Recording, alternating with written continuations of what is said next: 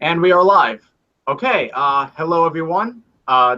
Welcome back to another podcast that I have started about 3 weeks ago. My name is Diego Koya, and with me are three other gentlemen. Today, they will be discussing with me our top 5 favorite Ridley Scott films. The reason why we're doing this is because, in honor of Alien Covenant being released on Friday, we decided to look into the career of Ridley Scott and discuss our favorite films, our least favorite, and we will also be doing a non-spoiler review of Alien Covenant. So before we get started, I would like these three guys to introduce themselves, so you can get to know us a little bit and whatnot. So, yeah, whoever wants to go first, just introduce yourself briefly, and yeah, whoever wants to go first. I guess I can go first. Hi, my name's Jackson. I've been an alcoholic for 2 years now, and I run a YouTube channel of my own. And I'm really excited to be a part of this. I'm excited to be a part of this. I'm a little nervous too because it's like I don't do a lot of these. So thanks for having me on, Diego. Oh, you're welcome. You're very welcome. Jackson Fulcher also has his YouTube channel. Definitely check him out. He's really good at his stuff. I agree with him like 95% of the time. So yeah, I'll post those links after this broadcast is done because I forgot to do it. I was going to do that. So yeah. All right. And then I'll go. Hello, everybody. It's me, Nick Canino, and I'm known for doing a lot of movie reviews lately, as well as podcasts. And all I can say is it's just great being on the podcast with Diego. Thank you, Diego. Oh, you're very welcome, Nick. I'm glad to have you on. Also, I got to give you props, Nick, because you see like every movie in the world, like every year. Don't you see like close to 200 films or something? Yeah. That's insane, dude. I got to give you props for that. Because like, if there's a movie that, like no mainstream YouTube guy reviews or anyone I know reviews, I can like go to your page and like, all right, Nick Canino, I know he saw that. So then I just look at that. And I got to give you props for that because like you're a trooper when it comes to that. Damn, I barely got the 75 last year. I'm only at 71 movies this year. Well, that's crazy. 71. Oh God. It's already more than me. Yeah, I'm at 15, so Yeah, I'm like 16 or 17 or something. But that's good. That is really impressive. I mean, that's something to be recognized for. It's really cool. That's dedication. Oh yeah, that's 100% dedication. For sure. Thanks. Thank you guys very much. I appreciate it. No, you're very welcome. I respect that for sure. All right, so Andrew, I know you've been on the show with me like the past 2 times, but you can just briefly introduce yourself in case like there are new people who are watching this today. Right. My name's Andrew, huge movie buff. Glad to be discussing Ridley Scott films. He's one of my favorite directors. I recently caught up on a lot of movies that I haven't seen in the past, and I think I have a pretty good list. Excited to share it with everybody. All right, excellent. Okay, so now Ridley Scott is a director I really respect because. All right. So Ridley Scott is a director that I really respect. Why? Because with Alien Covenant, he's directed 24 films already, which is kind of insane. He's started since 1977. And what I really love about him is that he does so many different kinds of movies. He's done science fiction horror. He's done like science fiction films, involving in space. He's done historical dramas, gangster films, I guess road trip movies, and many others. And he does really well in a lot of them. So doing this top 5 list was kind of hard because I do like a lot of his films. I haven't seen all 24 of his films, but yeah, I do respect him a lot. And I also really like how he consistently pumps out a lot of movies. It's like every 2 years we'll get a Ridley Scott film. It's like every year we'll get something from him, which is actually dedication on his part. And he's almost 80 years old. He's 79, I believe. So that's really impressive. Yeah. And last year he helped his son produce. Helped his son make Morgan. He produced it, but his son directed it. I haven't seen Morgan. Yeah, save yourself the trouble. Oh, it's not good. I personally didn't like it, but that's just me. I'm back. All right. Welcome Nick. back. So yeah, I was just saying how Ridley Scott was a director I really like because he does different kinds of films, and he's done 24 films, including Alien Covenant, which is really impressive. So yeah, and he pumps out movies consistently. Yeah, I like Ridley Scott. He's one of my favorite filmmakers working today, and I also spoilers, but I also enjoyed Alien Covenant, and we'll discuss that in just a little bit. All right, yeah, I'm looking forward to that review discussion we all had. Okay. Yep. So without any further ado, let's get started. So how we'll get started, I'll go first. Whoever wants to go next, we'll go next. And basically what me and Andrew have been doing the past 2 podcasts and what we will do in this podcast is, let's say, for example, my number 5 is the same number 5 as Jackson's. Like, if you notice, my number 5 is the same as yours, you can join in the conversation with me. You know, like, we don't have to wait till your turn, so then you can repeat. That makes it easier, yeah. Right, yeah. That makes it easy. Yeah.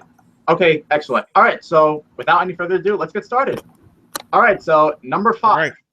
My number 5 is what I consider to be one of Ridley Scott's more underappreciated films. It has good reviews, but not many people talk about it. My number 5 is American Gangster. That's also my number 5. Oh, nice. All right, cool. So, Nick, you can join in the conversation with me then. Okay, so American Gangster was released in 2007. It stars Denzel Washington, and it stars Russell Crowe, Chiwetel Ejiofor. Josh Brolin has a huge cast. It tells the true story of Frank Lucas, who in the 1970s, he was a heroin kingpin in Manhattan. And Russell Crowe plays a detective who tries to bring him down. So here's the thing. We've seen this kind of premise before in many movies. But what I love so much about this movie is the way it was executed. Denzel Washington always brings his A game to the table. And this movie, it's no exception. I thought Russell Crowe did a great job. It's a long movie. It's 2 hours and 45 minutes, I believe, but it was so engaging. It was really fascinating to see Frank Lucas' story, considering that I've never even heard of him before the movie was even released. So I think it's very underappreciated, and it didn't get much Academy recognition besides like 2 Oscars. And it was a type of movie I believe that should have gotten more recognition from the Oscars because it was a really great film. So, Nick, what do you have to say about American Gangster? Why is that your number 5? The reason why it's my number 5 is because of how it was told, how it was executed, and how it was directed, written, and how much the acting was terrific, especially by Denzel Washington. Oh yeah, yeah, definitely, I agree. He was amazing in that movie. I was surprised he wasn't nominated for that because he was excellent. Yeah, he was.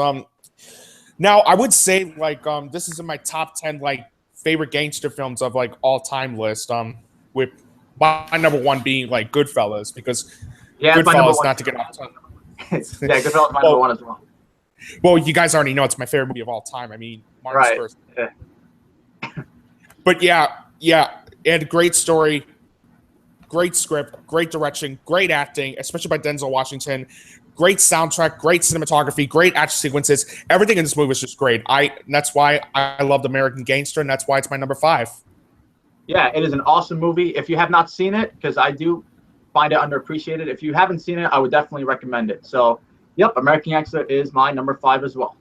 So, who's next? I can go next, I guess. All right. Before going into it, I'd just like to say, like Diego, I haven't seen every Ridley Scott movie. There's some that I haven't seen yet. One of them is, unfortunately, American Gangster. But hearing you guys talk about it makes me want to see it now. So that'll I would definitely recommend it. Really good movie. Right. Sure. So out of the like, I guess 2 handful of movies he's made, my number 5 would be Thelma and Louise. Nice. With Susan Sarandon and Gina Davis. That's a great movie. When I was watching the movie, I actually didn't know anything about it beforehand. I was just like, all right, I've heard of this before. So I was like, I'll watch it. And for the first, I want to say 20 minutes, I was like, I didn't know where it was going to go. I thought it was going to be like some road trip movie between the two. And then the scene in the parking lot happens. And then I was just like, and I got glued to the story, like how they're trying to be on the run from after Susan Sarandon shot that dude, which was great. And I was surprised later on because Brad Pitt showed up and Michael Madsen. Like, great cast here. They all did a great job. But what I was really impressed by, Susan Sarandon was great, but Gina Davis I thought was fantastic because she went from like the little insecure woman to like just completely change, like the opposite. And seeing her change throughout the course of the movie was honestly really cool. And there's even some really good action scenes too. There's not a lot. It's mainly focused on like the two of them, which is also really cool because their dialogue and conversations like you can connect with them. But the action scenes, Ridley Scott can make a great action scene when he wants to. Definitely. Yeah, and absolutely. And there's like one shot where they're shooting at the truck and it just blows up. Yeah, and that, like, my eyes got wider. Like, great scene. And the way it ends too, I won't spoil it in case you haven't seen it somehow, but I thought it was a perfect way to end Thelma and Louise, so that's why it's my number 5. Yeah, and you know what's crazy? That film was nominated for Best Directing. It won the Oscar for Screenplay, and both actresses were nominated, but the movie wasn't nominated for Best Picture. I mean, that doesn't make any sense. Wait, it wasn't? No, the movie wasn't nominated, but the directing was, the cinematography, the acting, and it won for Screenplay. No nomination for Best Picture. Weird. So dumb. Weird. Yeah, that makes no sense. This whole time I thought it was nominated for Best Picture. It wasn't, actually. Yeah, it's dumb. It makes no sense. It really makes no sense. All right, Andrew, what is your number 5? All right, my number 5 is a movie that I initially didn't love all that much when I first saw it. But like I said, I watched a bunch of films, and I said, fuck it, I'll rewatch this one, and that is Blade Runner. Nice.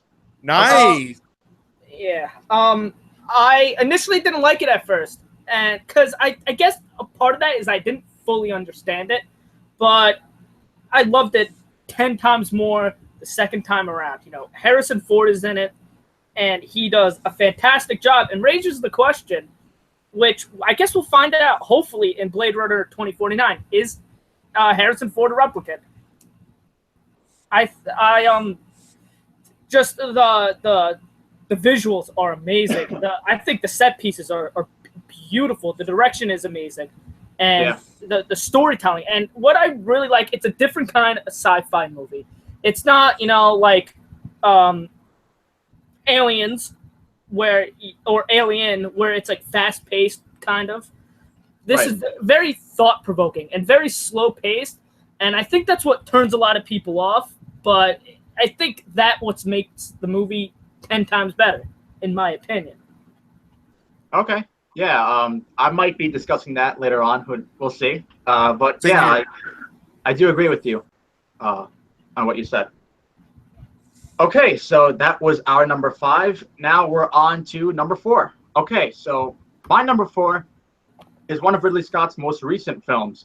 For me, it's one of the best science fiction films of the decade, and that is The Martian. The Martian was one of my absolute favorite films of 2015. It has a huge cast, stars Matt Damon, Kate Mara, Michael Pena, several other people. I can't remember off the top of my head, but yeah, it was a really good Jeff Daniels is in the movie. Right, Jeff Daniels, yes. Yes. No, it was a really good movie. It had a great story. It really balanced comedy and drama, even though I don't agree with the Golden Globes for nominating for Best Comedy, but the humor was really good. And it was a story that engaged me throughout its 2.5-hour runtime. From start to finish, I was captivated. I think it's a really fantastic science fiction film. Matt Damon, for me, gives one of the best performances of his career. Yeah, I love The Martian. It's definitely one of Ridley Scott's best, at least for me. So, yeah, The Martian is my number 4.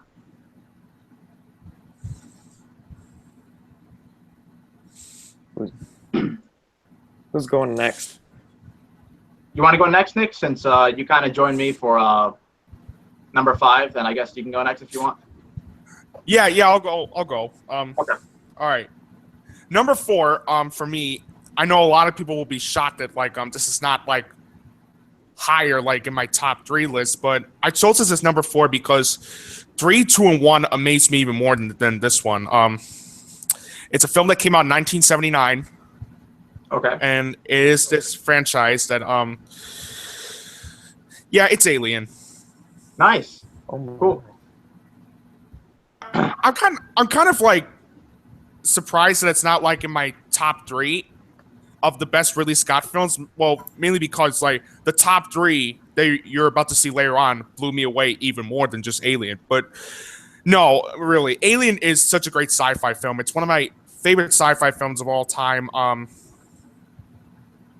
The way the story was told and the way it was executed, it had a great script, great direction. The acting was terrific, especially by Sigourney Weaver as Yeah, absolutely. Ripley. She was fantastic in this movie, and she would go on to like star in a sequel, Aliens, which is to me one of my top 3 favorites. Aliens. Yeah. One of my top 3 favorite sci-fi films of all time. Yeah, her acting was terrific. Great score, great cinematography, great editing, great pacing, and great effects too. Especially when they focus on. I don't want to get into spoilers, but when they focus on the creature, that is just amazing. Oh yeah. And it's I'm sorry. I was gonna say it's actually cool if you watch it now. The effects still hold up. Like it still looks really cool. I personally think they're better in Alien than they are in Prometheus or Alien Covenant. Yeah. Understandable. Yeah, it's understandable. Yeah, I kind of agree. Although personally, I like the creatures from Prometheus and Alien Covenant, but I can understand why some people would find it better. That's just me, though.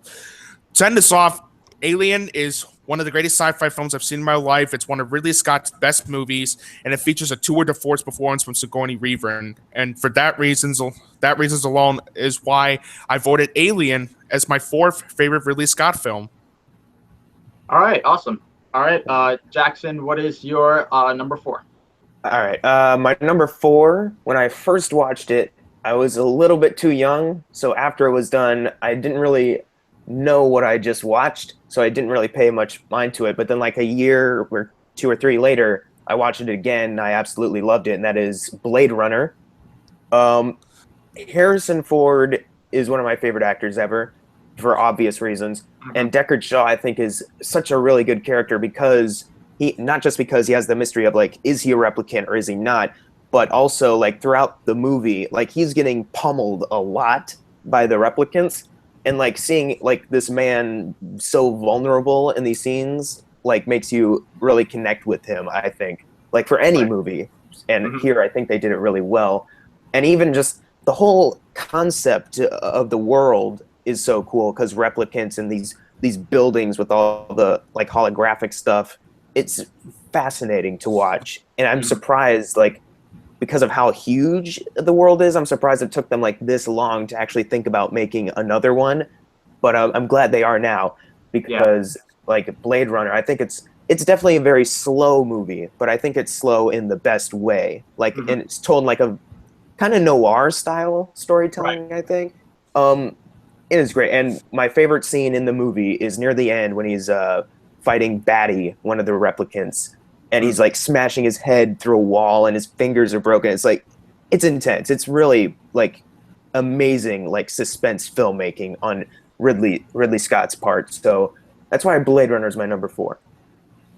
All right, awesome. And Andrew, what is your number 4? All right. My number 4 is the most recent Ridley Scott film that I saw, and it is not Alien Covenant. That would be Thelma and Louise. Okay. Like Jackson said, the first 20 minutes, I really didn't know what to expect. I'm just kind of watching it because I heard that it's, a really good movie. So I'm like, this is going to be kind of stupid. But, once, the guy gets shot, which he does deserve it, by the way. Yeah, definitely. I'm like, oh, shit. And then all this mayhem ensues. And I didn't think it could get any more crazier than it did at that moment. But as the movie goes on, it gets crazier and crazier and crazier until the final shot, which is one of the best final shots in any movie ever. And I'm like we were talking before, I'm genuinely shocked that it didn't get nominated for Best Picture because it is a fantastic film. Definitely. the performances by Gina Davis and Susan Sarandon both arguably should have won that Oscar. I forget who won that year. It was, I believe, Jodie Foster in Silence of the Lambs. I'll take that back. It was a tough year. At least for that reason. So. Anyway, I love the relationship between Thelma and Louise, and even the relationship between Thelma and her husband, and Louise and I believe it's her boyfriend. I don't know if they got married or not, but yeah, I think they were married. And even like the cops, it seemed like they wanted to help them rather than hurt them. But some other stuff happens and they have no choice but to charge them for the stuff that they did, and it ends perfectly, in my opinion. Yeah, what I like so much about it is it's a simple plot, but the movie's actually very complex and has layers to it, which is what makes it stand out. So yeah. All right, so that is our number 4. Now it's time for number 3. My number 3 is a film both Andrew and Jackson mentioned, Blade Runner. Blade Runner is my number 3. Oh, that's my number 3. Okay, cool. Once again, Nick, you can join the conversation with me since we have the actually, Nick, you want to go first since I went first last time? Yeah, sure. Blade Runner is absolutely terrific. From beginning to end, it is one of the most riveting sci-fi films I've ever seen in my life. It is very slow paced, but it's slow in a good way. Yeah, and the story was fantastic. The script was great. The direction was amazing. The acting was terrific. Harrison Ford absolutely is fantastic in this movie, and he's one of my favorite actors working today. Yeah.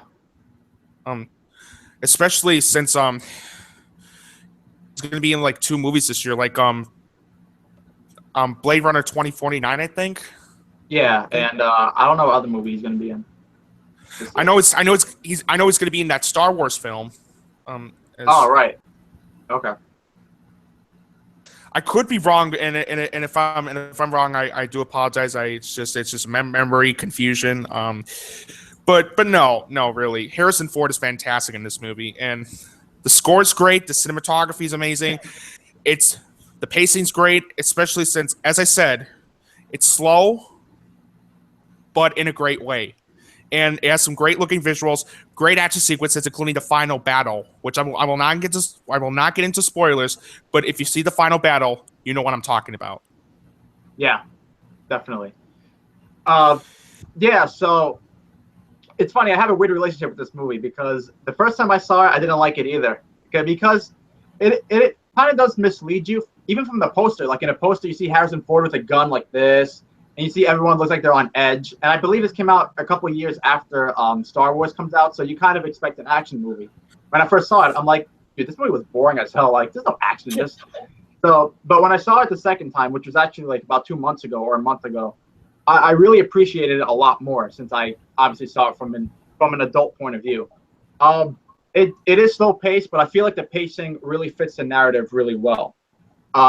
Visually, it looks awesome. Even after watching it like 2 months ago, I feel like the set pieces and all the visual stuff still hold up. And I was really engaged in the story despite the slow pace that might turn some people off. But it's a type of film I feel like if you watch more times, you will catch things that you never had seen before. Like some films, like I guess Memento, where or you watch it, you might catch some things you didn't the first time, or Inception's another film like that. I feel like Blade Runner falls in that kind of category. And I think it's a really awesome movie. It's film noir mixed with like a science fiction dystopia, I guess. And despite the fact that Ridley Scott is not directing the sequel, I'm still really excited for it. It's like one of my most anticipated films of the year. So Blade Runner is my number 3. And let me just say this really quick. Okay. On my 25 most anticipated films of the fall season, Blade Runner is like my number 3. 49, mainly because I love Denis Villeneuve. I love Prisoners. I love Sicario. I know some people that weren't fan of Sicario, and if you're one of those people, that's fine. I personally love that movie. And Me too. Arrival was one of my favorite movies of last year. It was such an amazing film, and and I cannot wait to see Blade Runner 2049. I'm gonna be watching Blade Runner again to prepare myself for that film and to prepare myself for Dunkirk as Diego stated with Christopher Nolan. I'll be watching Memento, The Dark Knight, and Inception. And Inception, yes, to prepare myself for Dunkirk, and those reasons why I love Blade Runner again. Yeah. Also, if you have never seen Blade Runner, I would recommend the final cut. So there's the theatrical version, the director's cut, and the final cut. I would watch the final cut because that one has the better pacing, and ultimately it's Ridley Scott's. It's most of his vision on the film. So I would watch that one because I feel, for me anyway, I think like that's the best one to watch. So exactly. So yeah. Jackson, did you say your number 3 yet? I'm about to. Oh, okay. All right. Cool. All right. So, my number 3 is a movie that came out very recently, and it's a movie that actually caught me off guard in a lot of ways, and that is The Martian. That is also my number 3. All right. Well, cool. When I went into this movie after seeing the trailers were cool and stuff, and I was really excited for it, but I was expecting more like a kind of a downer movie, I guess you could say, like based off of just like the time period it was coming out, like Oscar season. And then walking out, I was like, I actually was entertained by that. A Man Trapped on Mars, mainly because like they have drama in it, obviously, but they balance it very well with a humorous tone that lightens the mood. Like when Matt Damon realizes he's stuck on Mars, he doesn't like cry for like 20 minutes or like his eyes aren't red stained for like the whole movie. He just realized like, okay, I got to make the best of this somehow. And like, that was great. And he made fun of the, what was it, karaoke that Jessica Chastain had on that ship? Yeah. Like, and like, even though there's like so many people in this movie, like too many to name off, they all like they balance every character well. Every character, I think, had a reason to be in the film, and it all really worked. And like the visual effect, Ridley Scott can make great visuals, like great action and great visuals. Like that's where he's best at. And Mars looked terrific, and all that. And Matt Damon is great. Like a lot of people like will probably make fun of Matt Damon, like the Matt Damon thing, and just say like he just does like action movies like Bourne, but he can get dramatic and he can be funny. He's very, very likable, entertaining actor, and he was perfect for this role. Really but one of like my favorite part about this movie is Drew Goddard wrote this movie, right? Yes, he did. He adapted it from the book, and I think he did an outstanding job with it. And just overall, it's a great film. That's why it's my number 3. All right, and Andrew, what is your number 3? Well, it was The Martian. Oh yeah, that's Martian. Yeah. Right. Yeah. Right. So just to piggyback off of what Jackson said, this could have been a very depressing movie because after all, it is about a guy stranded on Mars. Like, who would be happy in that situation? But you know, Matt Damon makes the best of the situation. He's very funny, very likable in the movie. And one of my favorite parts is when he's like, I forget exactly how he says it, but he basically ends up saying that he's a pirate.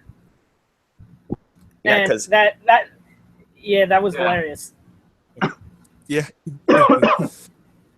And their performances are phenomenal across the board. I'm not going to name them because I'm just going to forget somebody. But the visuals are great.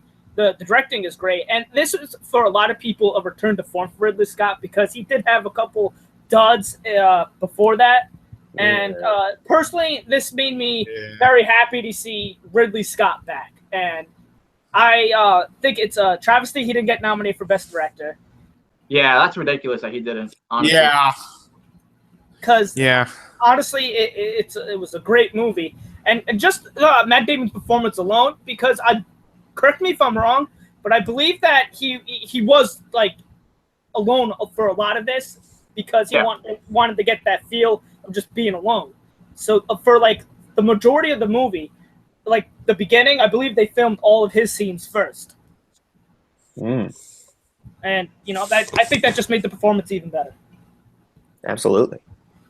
Yeah, he deserved that Oscar nomination for sure. Yeah. So. I agree. And that was a tough year for acting, for actors, I should say. Yeah. The leading roles. All right, so that is our number 3. Now it's time for number 2. Okay, so my number 2 is a classic. It's a science fiction classic film, and that is Alien. That's my number 2. Oh, nice. Okay, so Jackson, you can join in the conversation with me then. Right. Okay, so as far as the Alien franchise goes, I love the first one so much. The first one is such a great science fiction film. And I'm one of the very few people in the world who prefer the first one over the second one. Oh, really? Yeah, but Understandable. To me, they're both cinematic masterpieces. They're both some of the best films you'll ever see. All right, so I can never argue someone who says Aliens is better than Alien, because Aliens itself is a fucking masterpiece. There's nothing wrong with that film. It's just a personal preference. I prefer the first one. And Alien 3 and Alien 4 can go, It is. no, just screw those movies. But back to Alien. Honestly. Alien is such a great film. I love the characters in the movie. Ripley is, of course, one of the best female characters in film history. What I love so much about Alien is, for the first half, you never really know who the main character is until, like, stuff hits the fan, and then, you know, Ripley's the one that stands up, and you're like, okay, so she's actually the protagonist of the film. I feel like the film also has perfect pacing. I know a lot of people complained that the beginning was boring. I really did not feel that way. I really was invested from the beginning and to the end. And what I really think helped with that was the likability of the characters. Like, I did not want anyone to die. I loved everyone in the movie. Everyone had such great chemistry. And we were talking about how the alien looks before. And like I said, it still holds up to this day. Like, if you watch Pop in Alien, like right now on Blu-ray, the creatures and the visuals still look amazing. So yeah, it's really one of my favorite science fiction films of all time. It's such a great film. It's my favorite Alien film. I know I'm in the minority in that, but yeah, a really excellent film. So Jackson, why is Alien your number 2? Well, I would like to say that Aliens is my favorite Alien, but as you said, you can't really get mad at someone for putting it over, because they're both great movies, and they work like in many, like Aliens is more like an action movie, and Alien is more suspense. You know what I mean? Right. And Ridley Scott, he nails the suspense in this movie. Mm-hmm. Like there's one shot of, like, I forget which actor it was, but he's the one with the hat, and he goes downstairs looking for the cat, and just he's looking down at the cat, and right behind him you see the alien just come down, and it's great. And also, like, It is. yeah, the shot, like, later on in the movie, like, with Ripley in the helmet, and she doesn't know where the alien is, and it's just right next to her. Like, it's creepy, man. The alien, like, the design for, like, even the face huggers, too, it's all scary. And it's just something about it that feels violating, too, knowing that thing can just wrap around your face and shove a whatever it is down their throats and lay an egg, have it. And even that scene, like, just how it, and apparently the actors didn't even know that the chest burster was a thing, and so the blood was starting to come out and it busted out there. That was like their genuine reaction. Yeah, their genuine reaction. Yeah, that's a great, like, direction choice for a Ridley Scott to make, to get, like, a genuine thing going there. And it's all really great. And I like to say too, having, like, the first half be more, we don't know who the main character is. Like, it's really just focusing on the team, seeing them interact, get to know their personalities. And then when they discover, like, the face hugger, and that's when the alien is born, that's when you actually are afraid for these characters. In a lot of other horror movies, and even some of the other alien movies, I don't really think they do a good job of making the characters feel important or just feel like necessary. So it's really great to just go back and see this film that actually took time to flesh out the characters first. And that's why it's my number 2. It's scary. Yeah, and what's really impressive about Alien 2, this is only Ridley Scott's second movie. Only his second film, and it really shows how much of an immense talent that director really is. So yeah, definitely a great film. All right, Nick, so what is your number 2? Before I get into my number 2 really quick, I have to say that I own his first film on video. The Duelist. I've never seen it. Yeah. Yeah, that's a good. That's a good movie.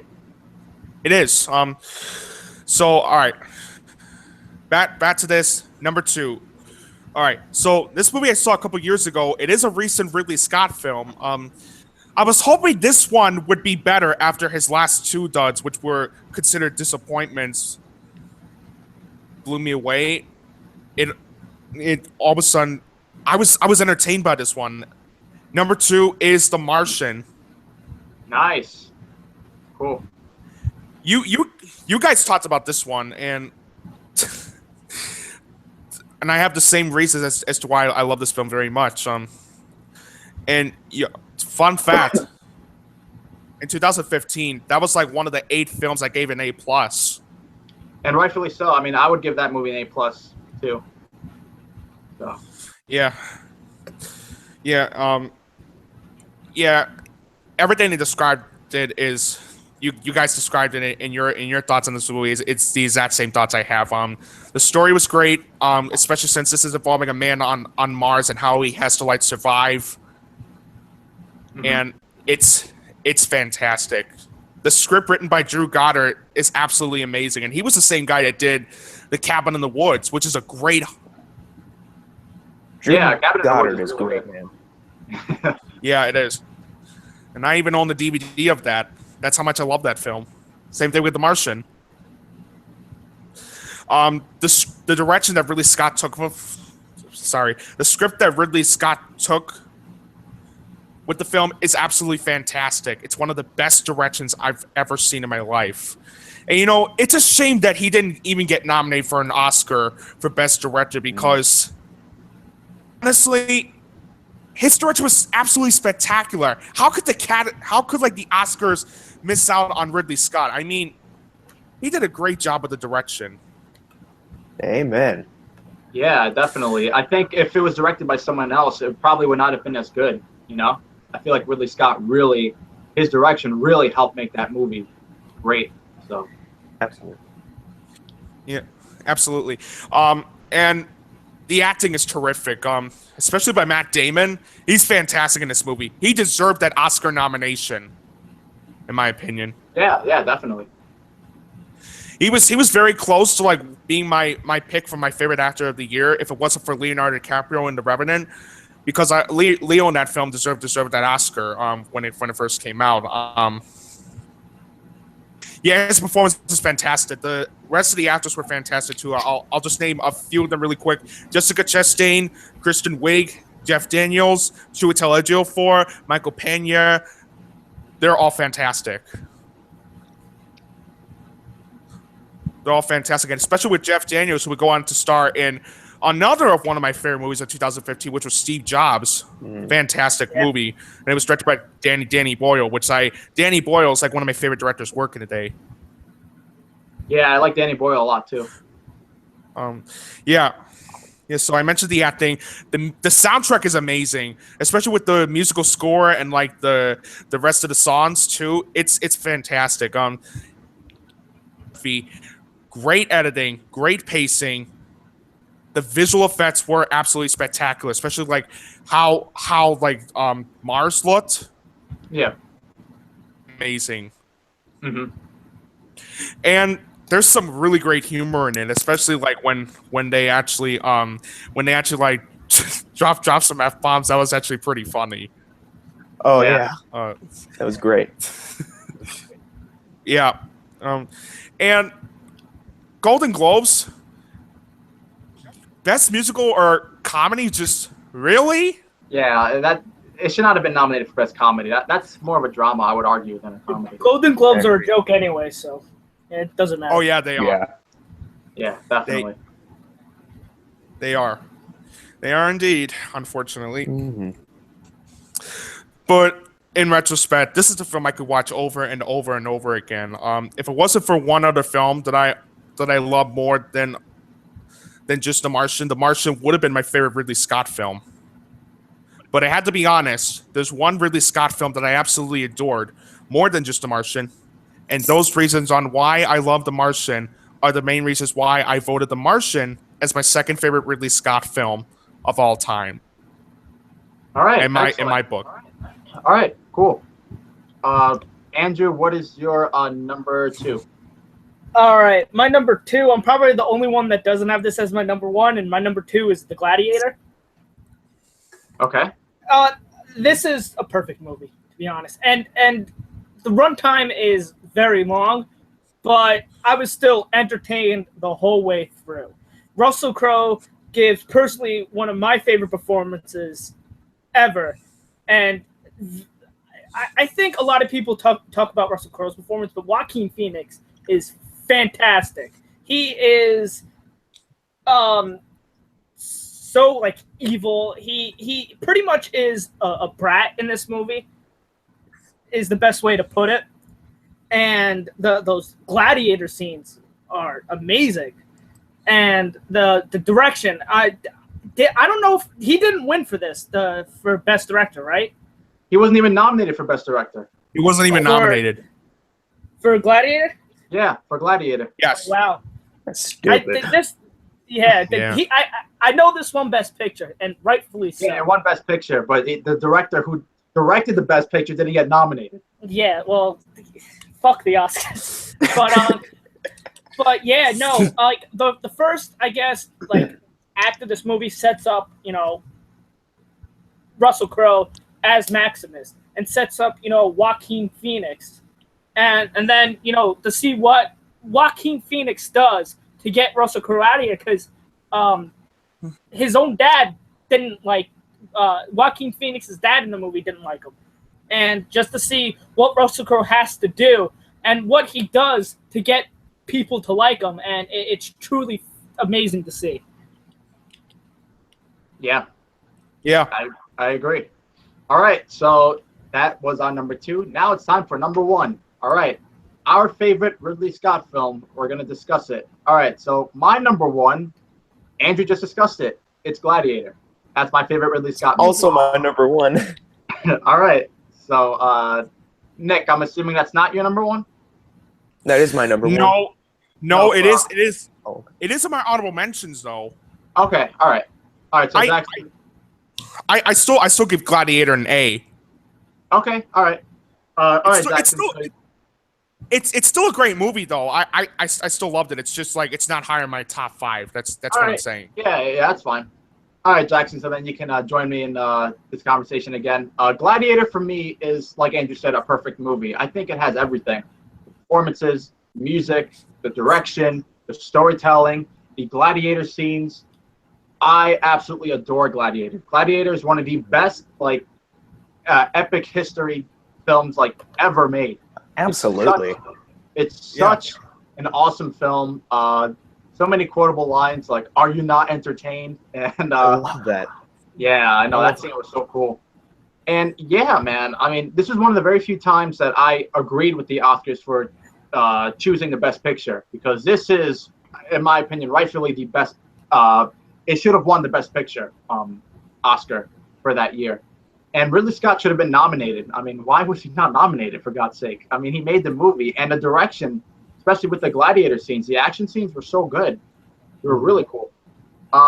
Yeah, honestly, Gladiator is one of my all-time favorite movies. I have it on Blu-ray. And yeah, it's a type of film that you can watch a lot, but just never get tired of it. So yeah, Gladiator is my number 1. For me, it's Ridley Scott's best film. So Jackson, why is Gladiator your favorite Ridley Scott movie? Well, beforehand, when I was in preparation for this was like one of the movies that was on my have to watch this very soon. So when you invited me to be on here, I was like, okay, I have to watch Gladiator because I've heard great things. And before watching it, I was watching the extended edition, and it was 2 hours and 50 minutes. I was like, oh no.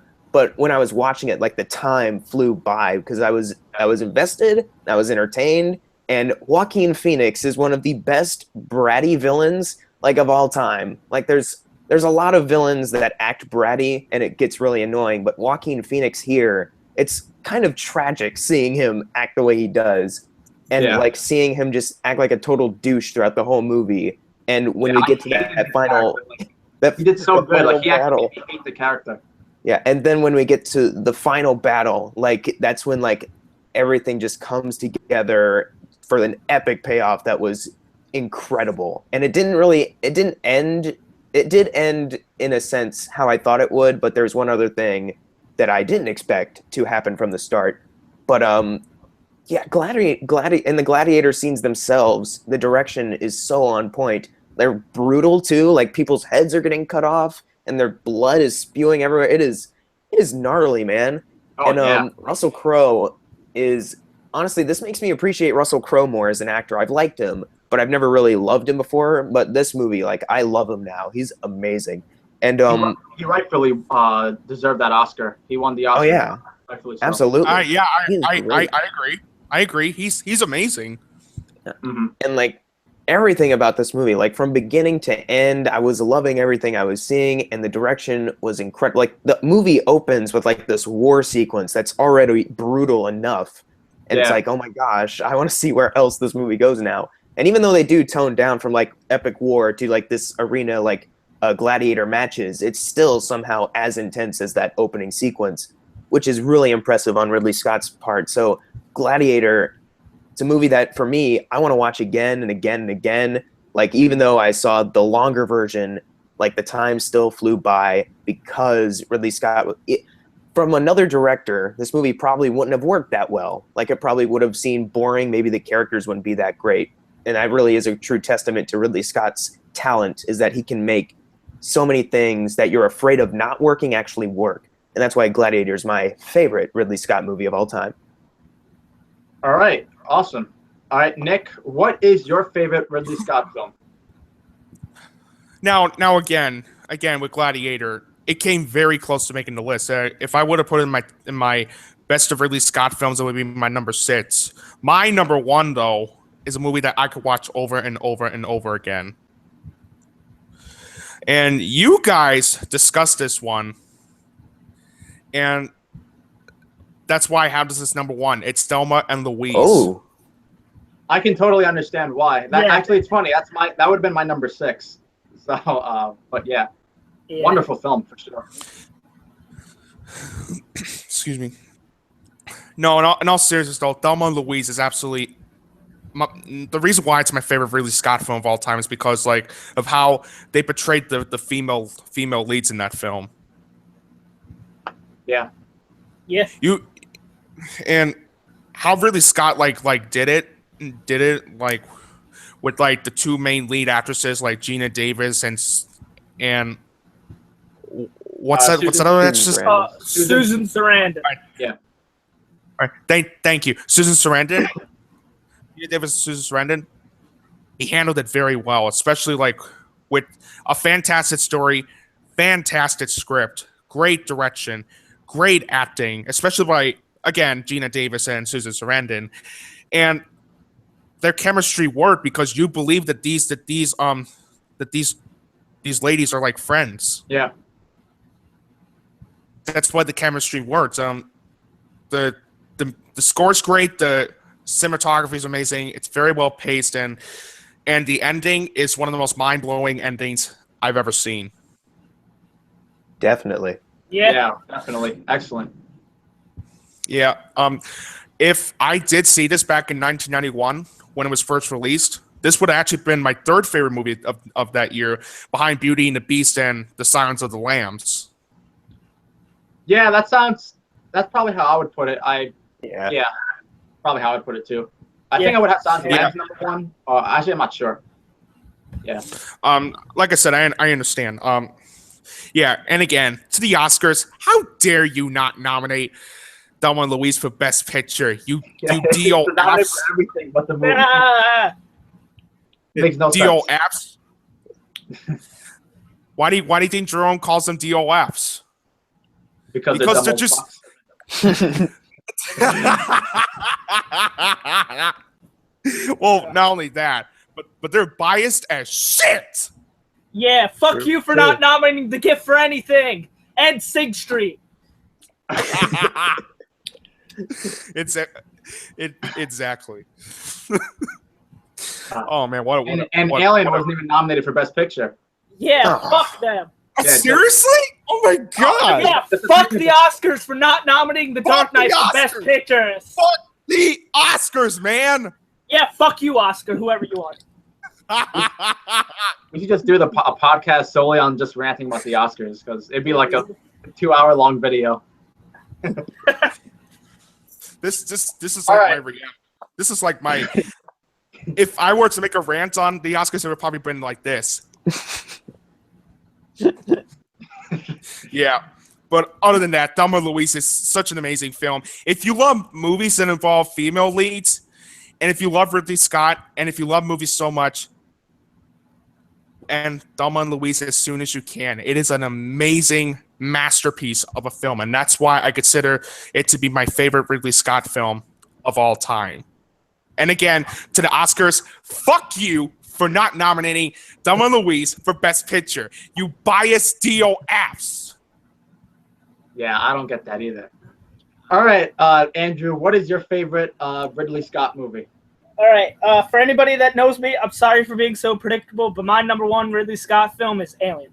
I absolutely adored it. I saw it at a very young age and loved it, and I love it each time I watch it. I can watch this a million times and never get tired of it. Like, I just can't say enough nice things about this. What I really love is that hold on, I just forgot what I was gonna say. God damn it! All right, what I love is that you really don't know. Like, it is kind of slow paced in the beginning, but it builds character, and it's some of the best character building I've ever seen in any movie.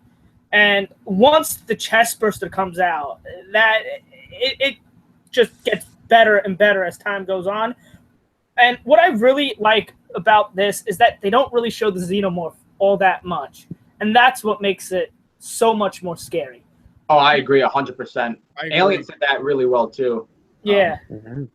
And I love the claustrophobic feel that you get from this movie because they're stuck in space on a spaceship, which you can't go anywhere. It's not like you can just jump off the spaceship and you'll be fine. You're probably gonna die. And just I like how you see Ridley Scott, or not Ridley Scott, Sigourney Weaver, how smart she is and how quick she adapts to the situation. And there was a point in the film where I thought it was all over. It's towards the end, obviously. I thought it was over. She was safe. And then all of a sudden, the xenomorph right there again. And she has to get rid of it. And I just love this film. It's an absolute masterpiece. I do love Aliens just a tiny bit more. But still, I love Alien. It's a masterpiece in sci-fi horror. It is easily one of my favorite films. Not only one of my favorite Ridley Scott films, one of my favorite films of all time. Andrew, I thought you said Alien Resurrection was your favorite Alien movie. Fuck that movie. Fucking disgrace. I love fucking film. All right, so now what we're going to do is we're going to discuss our least favorite Ridley Scott film. No top 5 worst, just our number 1 least favorite. All right, so once again, I must say again, I did not see all Ridley Scott's 24 films. There's some I haven't seen that probably aren't very good, so I'm just going to choose which one's my least favorite out of the ones I've seen. Now, this film, I wouldn't necessarily say it's awful, but just very disappointing and honestly mediocre at best, and that is Exodus, Gods and Kings. That's my favorite. Oh, that's your least favorites too? Okay. Yeah. All right, so I was really excited for this movie. I was really excited, and I can't say it's awful because there are some things going for it. One, I thought Christian Bale was very good in the lead role. I thought the visual effects were actually excellent, and there are some scenes that are good, but the problem with the movie is the pacing. Now, Ridley Scott, we've discussed films like Blade Runner, Alien, Gladiator, which have really good paces. But this time, I don't know what happened because for the majority of the movie, I was bored, and the film felt bland to me. Joel Edgerton, who I usually really like, I thought he was bland as oh God, who did he play in the movie? Ramesses. Yes, thank you. I thought he was very bland as that character. And yeah, man, if you would have asked me what I would rate it, I'd probably give it 2.5 out of 5 or a 5 out of 10. again, I can't say it's awful because there are some things I like about it, but I just expected more from Ridley Scott and more from the cast. And to me, it was just forgettable. And I think it's mediocre, so I don't like the film. It's my least favorite. Again, I haven't seen all of his films, but if I had to pick a worst from the ones I've seen, I pick Exodus, God and King. It's my worst. So, Andrew or Jackson, any one of you could go next, or you guys can just talk. Just join each other's conversations or whatever. All right. I agree with Diego. It's not necessarily an awful movie, but by default, this is my least favorite. It's very mediocre. And I was actually personally very excited for this movie. I really do like the story. I do like that story. And seeing that they were going to make it into a film, I was very excited. And then I was just very let down by this movie. The best way to describe this movie is that it is boring. Christian Bale and Joel Edgerton both give great performances. But other than that, this movie really doesn't have anything to offer for me. I think it does the story a disservice. I think, when I found out this movie was getting directed by Ridley Scott, I was like, oh, that makes me want to be excited even more. And then, I saw it and I'm like, damn. And it does have a pretty good cast. I believe Aaron Paul's in it. He is, yeah. Yeah, he's in it for 5 minutes. I really don't remember. Too in the role. I forget. I don't even remember who else is in. This movie is very forgettable. Yeah. I actually forgot about this movie, but then I looked at the list of Ridley Scott films, and this was on it, and I go, oh well, this is my worst. But it's a very, very boring film. Yeah. And they do not part the Red Sea in this movie, which I was very, very pissed off by. All right, Jackson. So why is Exodus your least favorite Ridley Scott movie? All right. Well, beforehand, when the movie was about to come out, I remember there was a huge controversy over the casting because the Egyptian and all that. And to me, it didn't really matter that much as long as these actors were chosen for a good reason, as long as they brought something to the role. And I didn't think anyone was really that good in this movie. For Ridley Scott, he always has great casts in his movie, and in this one, a great cast: Christian Bale and Joel Edgerton, Sigourney Weaver, Ben Kingsley, John Turturro. And Ben Mendelsohn, who's recently in Rogue One. There's so many people in this movie, and they all just. I didn't really like many of them. Christian Bale was okay, and Joel Edgerton, I didn't like him. Yeah, because he didn't really. He just. There's one scene where he's like, I am a god, and I was watching oh my god, I want to go to sleep. And Sigourney Weaver, I found it funny because she was only in it for 2 minutes, but when she was there, she just felt like Sigourney Weaver on set, instead of an actual character. That's probably why I don't remember her. Yeah. And as far as another thing I really like with Ridley Scott's movies is usually the visual presentation, but in this one, the sets, they look kind of bland, maybe from a cinematography standpoint, they look kind of bland to me. And as far as CGI, at times look pretty good, the alligators and the frog stuff.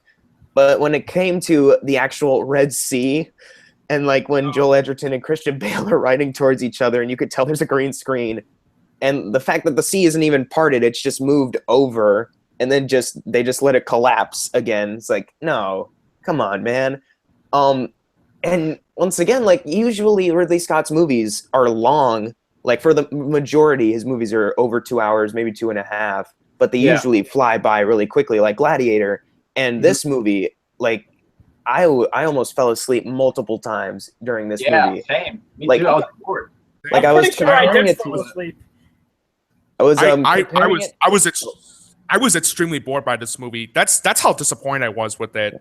I was comparing it to Gladiator when I was watching it. With Gladiator, that's a movie that kind of similar as far as the historical setting and all. And Gladiator actually had me invested in the story and what was going on, the characters I connected to. And then with Exodus, it should have been an easy win for Ridley Scott, but I was not invested in the story at all, and I wasn't getting involved with the characters. I wasn't connecting with them. It didn't even feel like a Ridley Scott movie for a lot of it, which was I guess the biggest detriment. I haven't seen The Counselor, which I hear is also bad, but out of the ones I've seen, this is definitely the worst. Oh god. So that's why Exodus is my worst. All right, Nick, what is your least favorite Ridley Scott movie? All right. I had three choices. Three possible choices. I was going to choose either Robin Hood, The Counselor, or Exodus Gods and Kings. And I had to choose the one that pissed me off the most.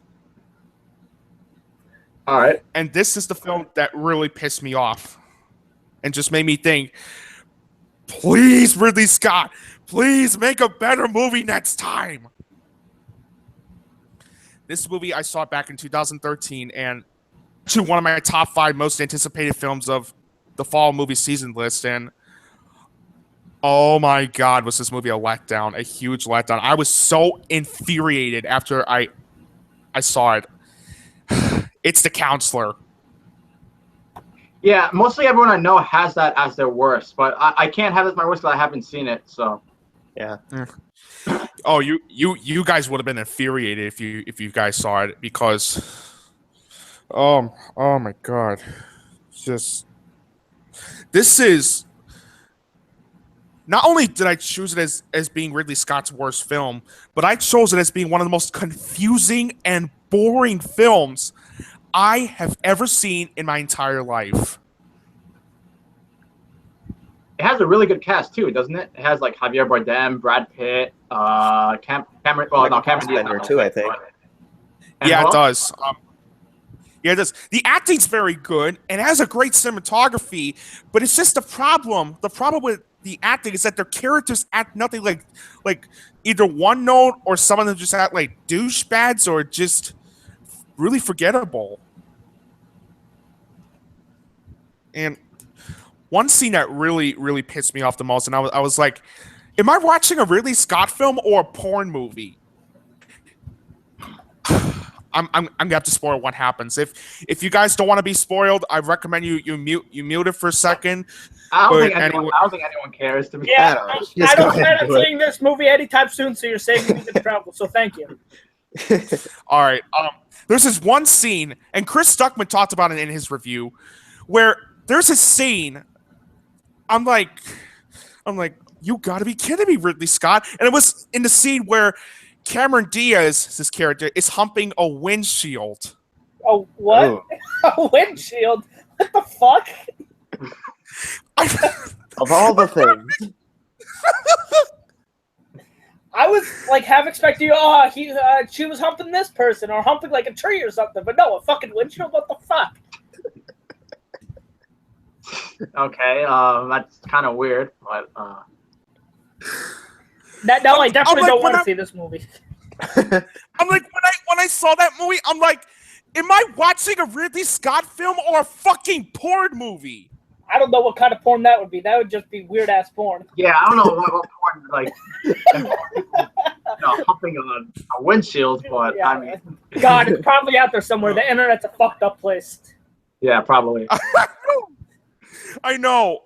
And the biggest problem is the story's predictable, the script's a mess, the direction by Ridley Scott is awful. While the acting is very good, it's just the characters are just paper thin. Some of them are either paper thin, some of them feel douchey, say douchebags, and some of them you just don't even care about. Yeah, that sounds like a disappointment, honestly.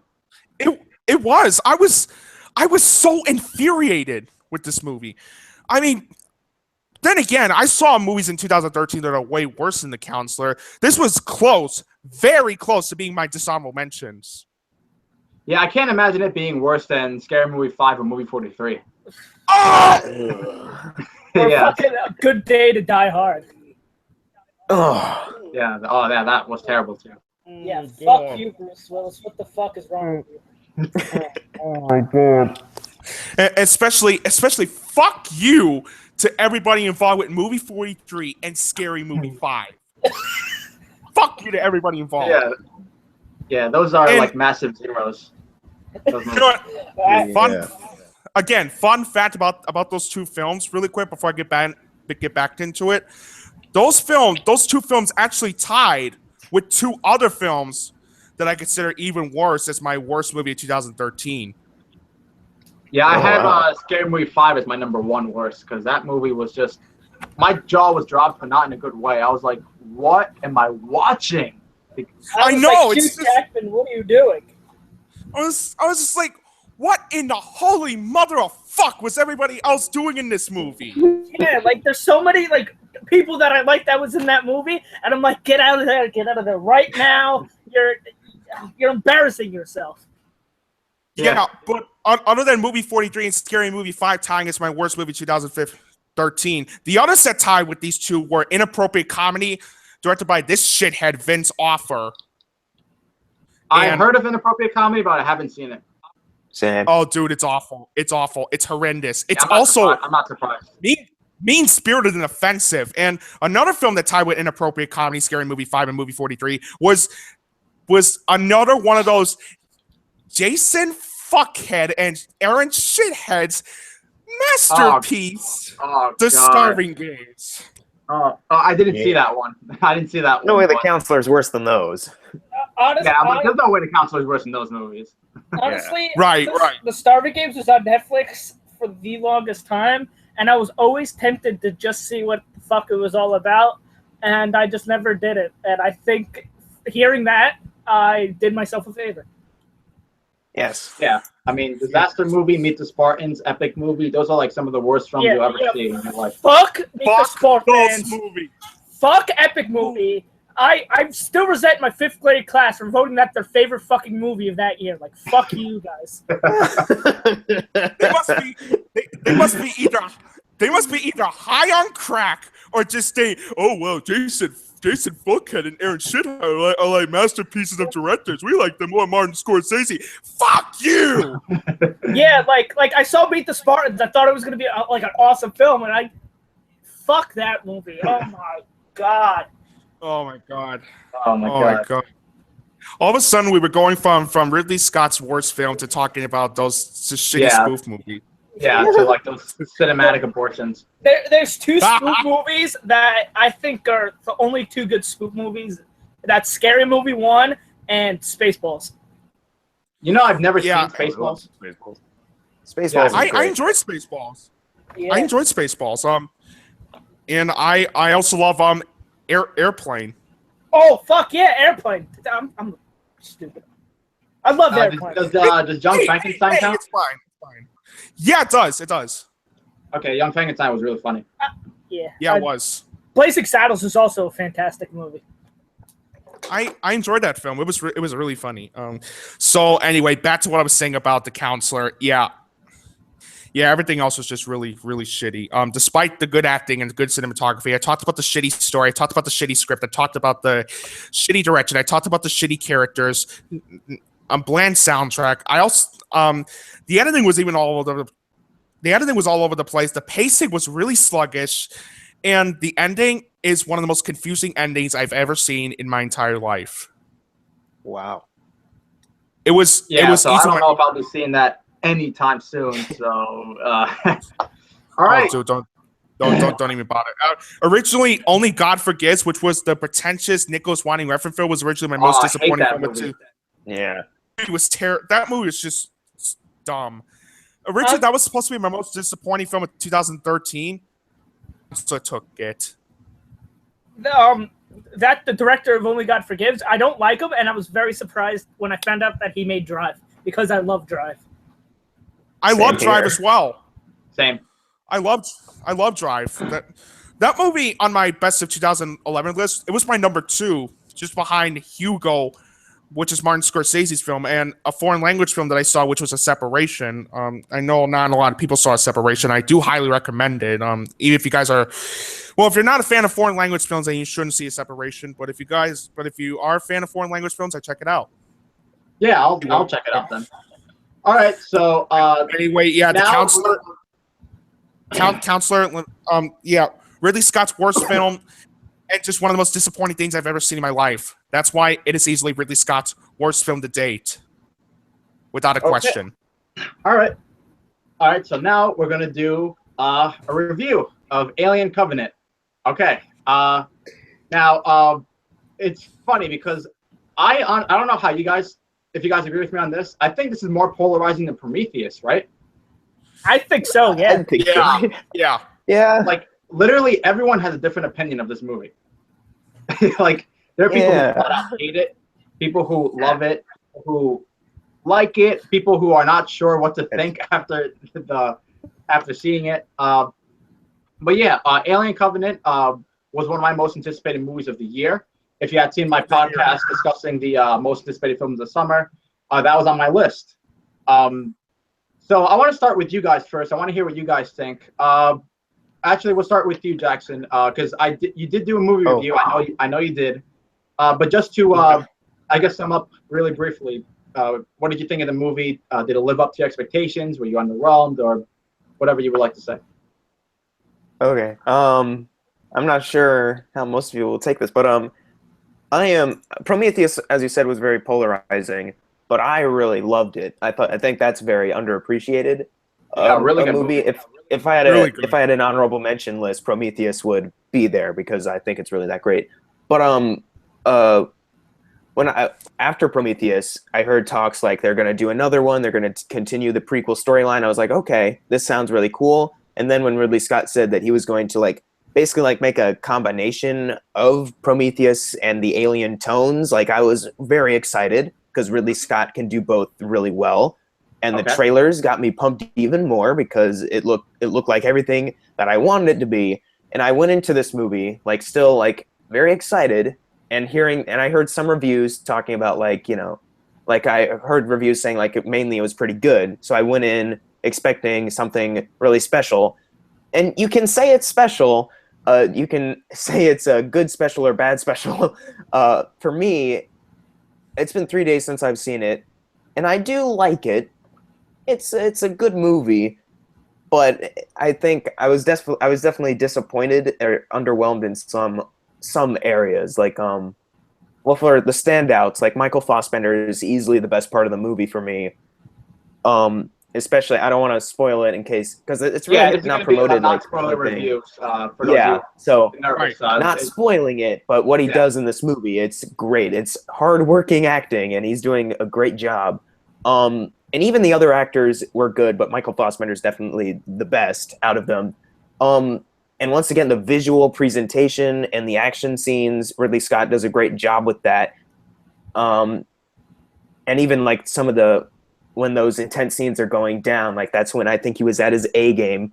As far as problems with the movie, the characters besides Fassbender really felt more they just felt like they were there instead of having a purpose to be there, I guess.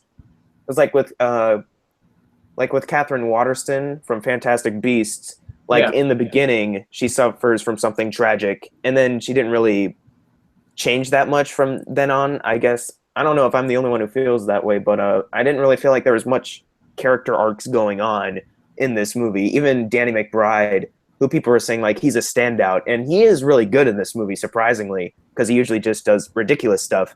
But he was really good in this movie, but all I got from his character was that he had a cowboy hat, and his name was Tennessee. Once again, I'm not sure if I'm the only one, so it'll be interesting. It'll be interesting hearing what you guys think, because I am really interested if you agree or disagree with me or not, because this is definitely a conversation film. After you see it, you can have different viewpoints. So, I guess as far as just to quickly wrap it up, I thought the first I guess 40 maybe minutes of that just felt a little retreading through similar alien stuff we've been through before. And then near the middle of the movie, we got into some really interesting concepts, I guess you could say, that I appreciate a lot more thinking about it. And then the third act of the movie got really good, except for one obvious plot twist that was extremely obvious to me earlier in the movie when they presented something. But overall, the movie is good.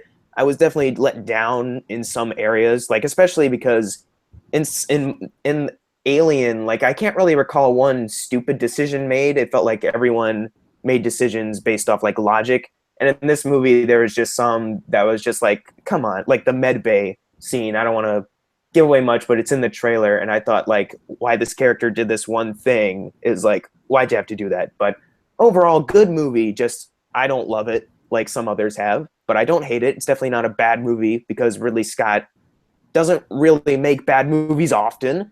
It's just good. That's for me. Okay. All right. All right. So I guess I'll go. So the thing is, like I said earlier, I saw this today. I saw this at 12 o'clock. It's kind of hard for me to review this now because it is a lot to take in. Oh yeah. So what I can tell you is I actually really liked it a lot. I really enjoyed the movie actually. It's not a perfect movie. I'll say this right now. I do not think it's on par with the first Alien or Aliens. I think those two are better. But I do like this more than Prometheus actually, and I'll tell you why in a couple of reasons. I think this film did better on. I feel like the acting in this film is better than in Prometheus. Prometheus had good acting, but I felt like some performances were okay. Like for example, Logan Marshall Green, I believe his name is. He plays Noomi Rapace's boyfriend or whatever. I felt like he was kind of bland, not bad, but he was just okay. I feel like in this movie, everyone did a really good job, but Michael Fassbender is the standout. I even wrote on my Facebook status, we should do a petition for Michael Fassbender to get nominated for an Oscar for this movie because his performance was absolutely. Oh my God, it was great. It was so incredible. And without getting to spoilers, he has some of the best scenes. I really think out of all he was my favorite character in the movie. Yeah, mine too. And, Same here.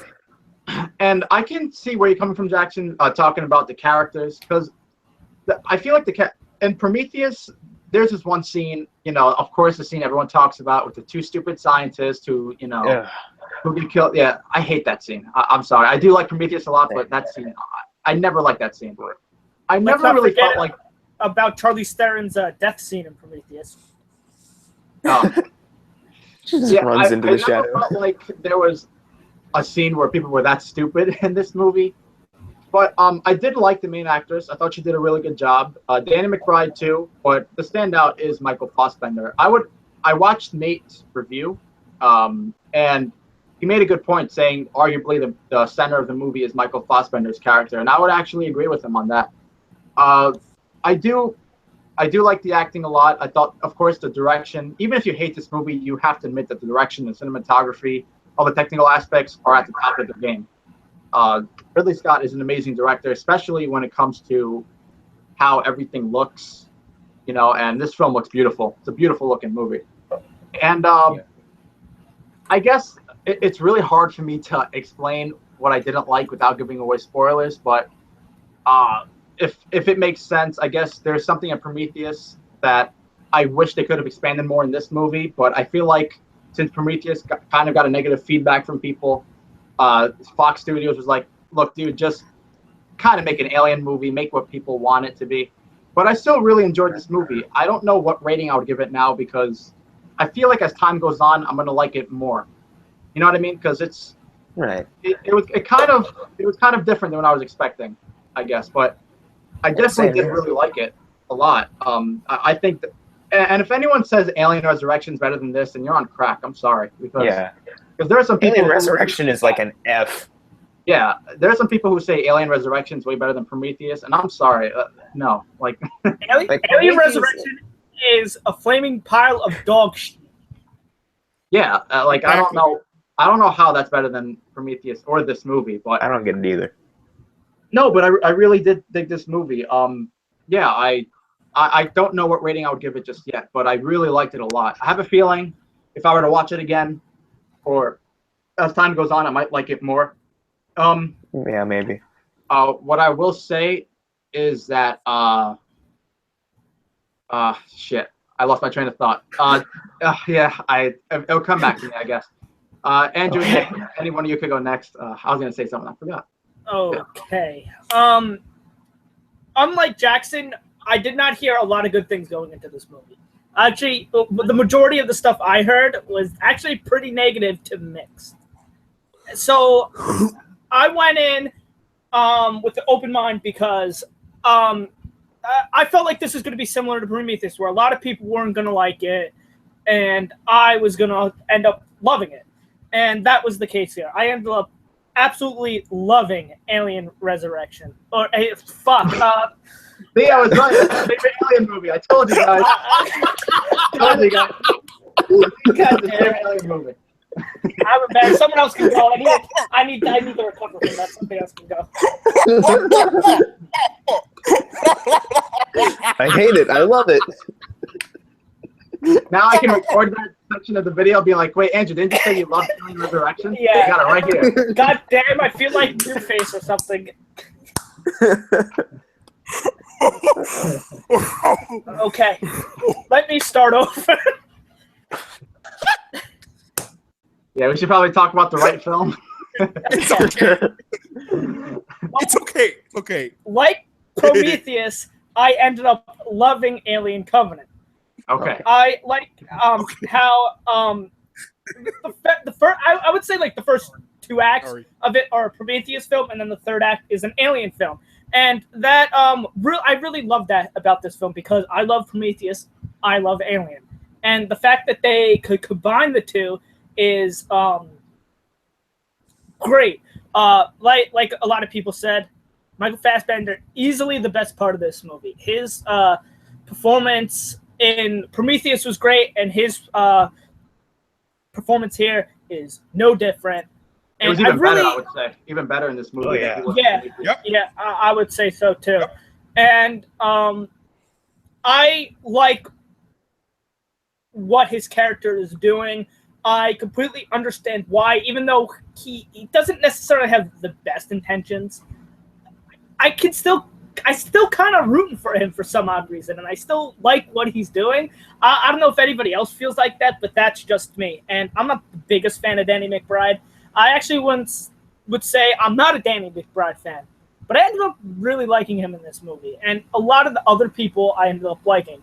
And what I was looking forward to the most in this movie is the Xenomorph, and as soon as we saw the first Xenomorph, smiling was on my face, and I just couldn't stop smiling from like the third act. Easily my favorite part. And yes, there is a plot twist at the end that is kind of predictable, but I still kind of really enjoyed it, even though I knew it was coming. Yeah. And I'm really excited for this next one. It does leave a lot of open-ended questions like Prometheus, and I just want these questions answered, but that just makes me even more excited for Alien Covenant. I would give it 9 out of 10. Yeah, actually, what I was going to say when I said I lost my train of thought, one of my problems with the film is I felt like the first 30 or 40 minutes were a little too slow. I felt like the pacing was a little off. Yeah, that was for me too. Because it's funny. It's set up like Alien 1 and Alien 2, but with Alien 1 and Alien 2, I was still interested. You know what I mean? And this one, I don't know why. I felt like the pacing was a little off. Maybe it's just me, but that's how I felt. Me too. First 30 minutes. I would say the pacing is a little bit off, but personally for me, I still really enjoyed those first two acts. Yeah, no. After a certain point, the movie is really good. But yeah, that's one of my few flaws with the film. And one of my other flaws, like what Jackson said, some of the characters are disposable, despite the fact that everyone gives really good performances. Oh yeah. Yeah, everyone's on the top of their game. But one big problem I have with this movie, and it's another problem that I saw in Prometheus, is that people do kind of stupid things to get the movie kind of going. But once the movie does get going, I was just invested the whole way. I ended up loving it. You know, a lot of people seem to forget that in the first Alien movie, I don't know if you remember, the first John Hurt's character, he's actually the first one who gets the alien out of his chest. Okay. Yeah. And I don't know if you guys remember, but actually what happens is how he gets to that point is he gets to an alien egg, right? Like he falls and he sees a bunch of alien eggs. And an alien egg opens up, and his first reaction is to put his hand inside it, which I don't know about you, but I wouldn't do that if I saw that. I would run. I would run in the other fucking direction. I mean, like it did kind of have that. There was kind of a stupid moment in that first Alien movie, which I guess not many people really talk about. But yeah, I kind of forgot about that one. I don't think anything in this movie, in Alien Covenant, is as bad as like Prometheus and that one scene with the two scientists. That was retarded. I mean, come on. Even in Aliens, some of them do stupid stuff. I'm pretty sure some of them in Aliens shoot them knowing the fact that the aliens have acidic blood, and then the blood is on them, and now there's acid on them, they're gonna lose a leg or something. Yeah. All right, Nick. I know you wrote your review on Facebook, but if you can please, just sum up your thoughts or share anything you would like to say about Alien Covenant. This is just going to be a short review because I already wrote my review on Facebook, so this is just going to be a little short. Yeah. Sum it up. I had a lot of fun with Alien Covenant. I had a blast with it. I think it's one of the better films I've seen this summer, better than some of the other films that I've seen. As for issues with the film, it does slow down a little bit, and in a few parts, especially like at the beginning, like it does slow down. You guys mentioned it, and at times it does feel a bit predictable, especially with its plot twist, as you guys explained. Yeah, that did feel a bit predictable, and I will admit, even though the acting was fantastic, I did feel that some of the other characters could have been more developed. Yeah, I agree. Other than that, though, I really enjoyed this movie a lot. It had a great story. I found the script to be very good. I love the direction Ridley Scott took, and this is one of the best looking films I've seen this year so far. I mean, the cinematography just wow. Mm-hmm. And even the acting is terrific as well. I mean, you even said Michael Fassbender is the biggest standout in the film, and I completely agree. Oscar nomination for Michael Fassbender for Alien Covenant. Yes. Petition for it. Yeah. He deserves Yes. it too. Like, I'm not just saying that because I love Michael Fassbender. He deserves that nomination. There was once hope for me that performances like these that are really good that should get nominated could get nominated, and then John Goodman didn't get nominated, and now I have no hope at all. Even though I really want Michael Fassbender to get nominated, I don't think he's going to get nominated. Yeah, I'm worried about that. I think I would actually give it a 9 out of 10 too, Andrew. I think I have the same rating as you do because there are some flaws that help hold me back from a perfect score, but yeah. And to anyone that says that this is the most disappointing movie of the summer, or anybody that says that this is more disappointing than Kong Skull Island, you can go fuck yourself. It's definitely not as disappointing as that. No. Yeah. Oh, actually. No. Kong Skull Island has a higher rating than Alien Covenant on Rotten Tomatoes. Okay, that's dumb. Yeah. Well, fuck Rotten Tomatoes. I don't listen to a goddamn thing Rotten Tomatoes says. I don't pay attention to those scores. Covenant has a more interesting story than Kong does. So and they have better characters. Yes, that's actually better characters too, despite the fact that yes, Michael Fassbender. There's not one character in Kong Skull Island that I care about. There's about 3 or 4 that I truly got invested in Alien Covenant. Yeah, exactly. Yeah, Kong Skull Island has a higher score than Alien Covenant, and I'm sorry, I don't agree. And I'd like to see them more better. Here's the thing, I don't agree with that either. To me, Kong Skull Island is easily the most overrated film I've seen this year so far. Oh yeah, I actually agree. I agree with you. Yeah, I haven't seen that many films, but yeah, no, I would agree with that. Kong Skull Island is overrated as fuck. Yeah, it's also higher. It's also higher than Beauty and the Beast. It's also higher than Beauty and the Beast. Oh, it's over Beauty and the Beast. Oh, higher than Beauty and the Beast. That sucks. Yeah. Isn't Beauty and the Beast like not even certified fresh? No, it's not. It's not certified fresh. Nope. Kong is, though. As long as it doesn't have a better score than Logan, I'll be happy. Yeah, top Logan. Oh yeah. No, Logan. Just so you guys know, Logan's still my favorite movie of the year, hands down. Like, mine too. Same here. Yes, same thing. Well, Michael Fassbender, Hugh Jackman deserves a nomination. Probably won't get it, but 100% deserves it. Hugh Jackman, Michael Fassbender both deserve it. James McAvoy. How about McAvoy too? Yeah. Right, so that's 3 people. Whoever the friend is in Get Out deserves an Oscar nomination too. Lil Rel Howery? I think that's his name. And then the girlfriend deserves one too. But none of these are gonna get Oscar nominations. I would say the original screenplay for Get Out should get nominated. Yeah, it's not. Oh yeah.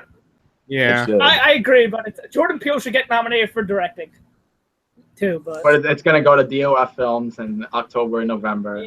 Oh god. Yeah, the fucking Brooklyn 2 or the Danish School 5.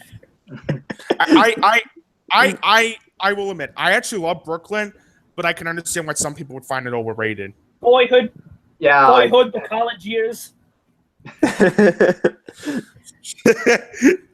Well, then again, I do love Boyhood, but again, I can understand why some people would find it overrated.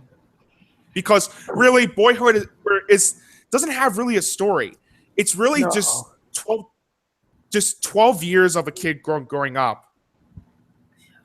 Yeah. That's really it. I don't know how about I love My favorite movie of 2014 was Whiplash. Go ahead. I don't know how anybody else feels, but I thought Eller Coltrane in that movie was pretty bad. Like, I didn't enjoy his acting. I agree. As he got older, he got more bland.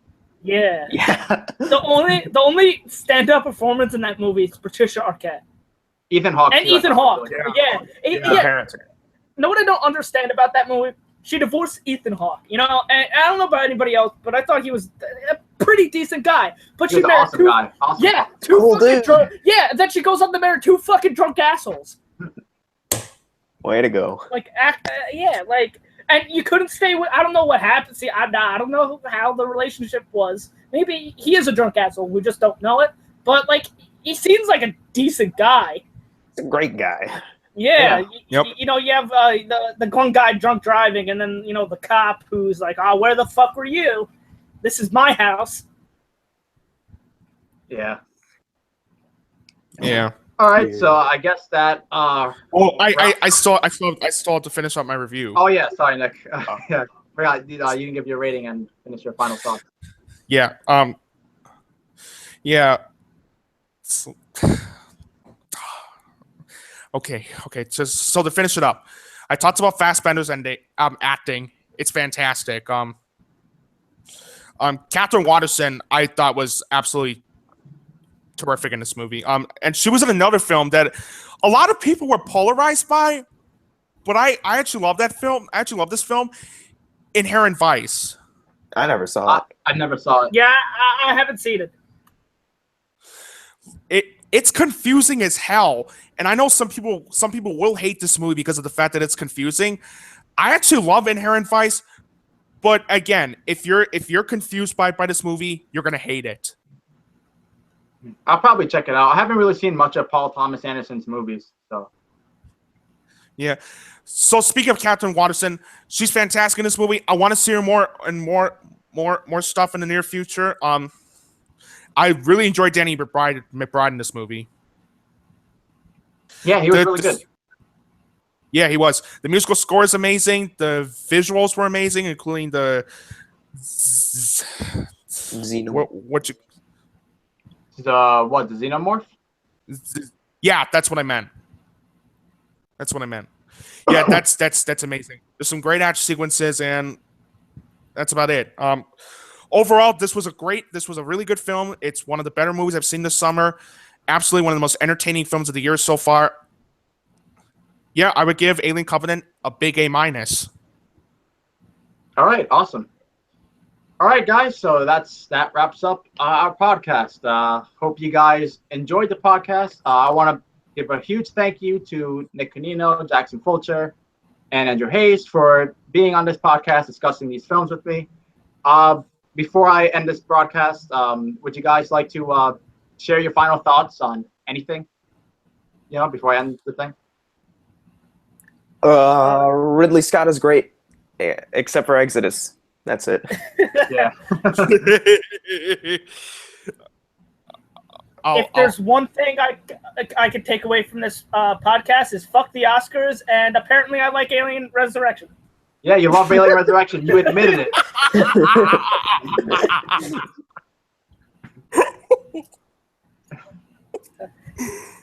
God, I'm gonna never live that one down. Never. You guys are killing me. But yeah, thank you, Diego, once again for having me on your podcast. And yeah, I have to say, Ridley Scott, you're a great director.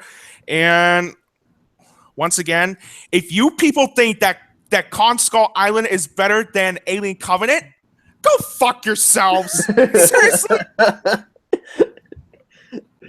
Seriously, or as I like to call it, King Kong Skull Island of shit. And anybody that thinks life is better, that's your opinion, but I disagree with you. Same here. Yeah. All right, guys. So once again, thank you very much. And I don't know what my next podcast will be. Thank you, man. No, you're welcome. Who gives a fuck about our opinions? True. Actually, our live chat had a lot of people. Had a lot of people talking. So, all right, guys. So, all right. Thank you again, and YouTube, everyone watching. I'll see you guys next time. I don't know what my next podcast will be. I'll think of it. I'll probably make an announcement on Facebook. And yeah. All right, guys. Have a good night, and thank you.